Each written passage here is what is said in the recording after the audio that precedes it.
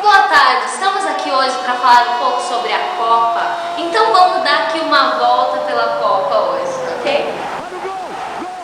Oi, boa tarde. O que a senhora acha aqui da Copa? Olha, minha filha, minha Copa tá assim, desarrumada, sabe? Desarrumada. E a senhora está acompanhando a Copa, como é que funciona aqui? Bom, a chance da minha Copa, eu vou falar, tá quase que... Tá quase que a minha Copa. Eu não sei o que vai ser essa Copa.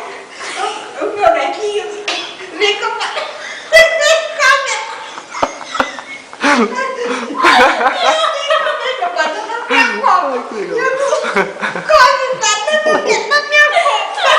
eu não sei se ele come na minha Copa. Olha, a minha Copa, olha como que tá.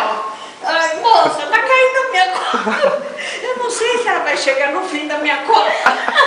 Será que vai? Ai, vem aqui, meu nequinho.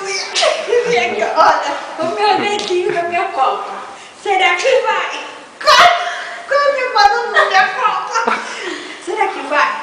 É a Copa com a gente e com você aí de casa. No meu povo, o povo na minha Copa.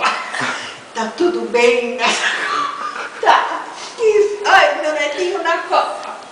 Copa. Copa 2010. Copa.